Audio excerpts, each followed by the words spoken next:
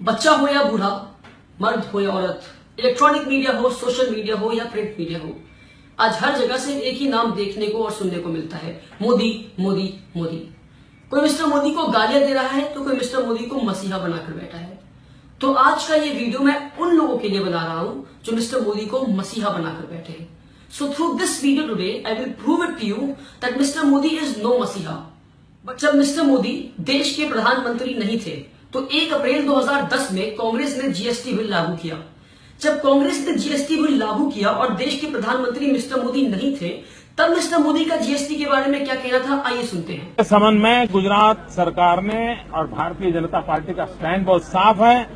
GST के संबंध में हमने कहा है कि आपकी जीएसटी का सपना तब तक पूरा नहीं होता, तब तक साकार नहीं हो सकता, जब तक कि आप पूरे देश में टैक्स पेयर के साथ आईटी इंफ्रास्ट्रक्चर का नेटवर्क नहीं बनाते। जीएसटी कभी सफल नहीं हो सकता। जीएसटी कभी सफल नहीं हो सकता। जी हां, जैसा कि हमने देखा कि मिस्टर मोदी ये कहते हैं कि जीएसटी इस देश में कभी नहीं आ सकता और जीएसटी इस देश के लिए हानिकारक है। पर अब जब मिस्टर मोदी देश के प्रधानमंत्री बन गए हैं, तब उनका जीएसटी के बारे में क्या कहना है, आइए सुनते हैं। जीएसटी का मतलब है great step by team India. GST का मतलब है great step towards transformation. GST का मतलब है ग्रेट स्टेप्स टवर्ड्स ट्रांसपेरेंसी। अब मिस्टर मोदी जब देश के प्रधानमंत्री बन गए हैं, तब वो कहते हैं कि GST is great step towards transformation and great step towards transparency. तो इससे यही साबित होता है कि मिस्टर मोदी देश का भलाई नहीं चाहते हैं। जब वो ऑपोजिशन में थे तो वो ऑपोजिशन वाली काम कर रहे थे, अब जब वो प्रधानमंत्री बन गए हैं तब वो जीएसटी के लिए बोल रहे हैं। तो इससे यह साबित होता है कि मिस्टर मोदी इज नो मसीहा, but he is a simple politician who has been playing his dirty politics for the past so many years. जब मोदी जी देश के प्रधानमंत्री नहीं बने थे और कांग्रेस एफडीआई यानी कि फॉरेन डायरेक्ट इन्वेस्टमेंट लागू करने की कोशिश करता है और मिस्टर मोदी तब ऑपोजिशन में थे, तब उनका एफडीआई के बारे में क्या कहना था, आइए सुनते हैं। भाइयों बहनों, कल प्रधानमंत्री ने जो निर्णय किए हैं, ये निर्णय चौंकाने वाले हैं। अब किराना कौन बेचेगा? विदेशी लोग। चाय कौन बेचेगा? विदेशी। चावल कौन बेचेगा? विदेशी। गेहूं कौन बेचेगा? हल्दी कौन बेचेगा? मिर्ची कौन बेचेगा? इसके लिए विदेशियों के लिए दरवाजे खोल दिए। हमारे देश के छोटे छोटे व्यापारियों की दुकानों पे ताले लग जाएंगे। ये निर्णय दिल्ली में बैठी हुई सरकार ने किया है।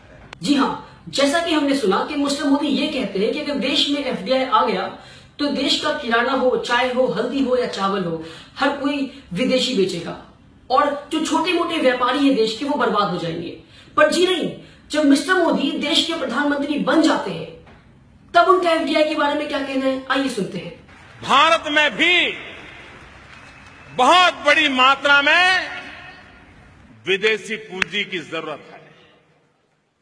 फॉरेन डायरेक्ट इन्वेस्टमेंट की आवश्यकता है। और जब मैं एफडीआई कहता हूं तो मेरे दिमाग में एफडीआई एक साथ दो विषय लेके चलती है। दुनिया की नजरों में एफडीआई है फॉरेन डायरेक्ट इन्वेस्टमेंट, लेकिन उस समय मेरे दिमाग में है first develop India. Foreign direct investment की आवश्यकता है। जी हां, मिस्टर मोदी कहते हैं कि देश को एफडीआई की जरूरत है। मिस्टर मोदी कहते हैं कि एफडीआई यानी first develop India. Ladies and gentleman, once again this is what we call this hypocrisy. जब वो ऑपोजिशन में थे तो वो ऑपोजिशन वाले काम कर रहे थे। So one person who has two faces, one person in two different positions acts in two different ways. This is a sign of a hypocrite. So hence proven, ladies and gentlemen, that this man is no masiha.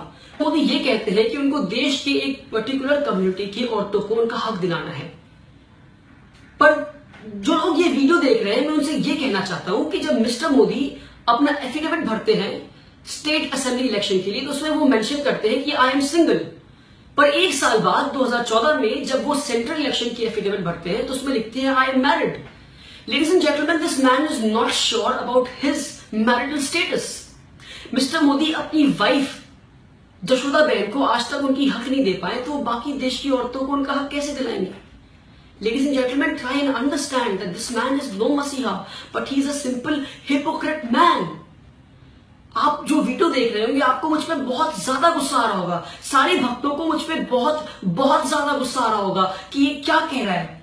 मैं बस आपसे सारे भक्तों से सिर्फ एक बात कहना चाहता हूं, एक बार अपना हाथ अपने दिल पर रखकर एक सवाल कर ले कि ये जो बच्चा आज वीडियो में कह रहा है क्या वो सही कह रहा है या गलत कह रहा है।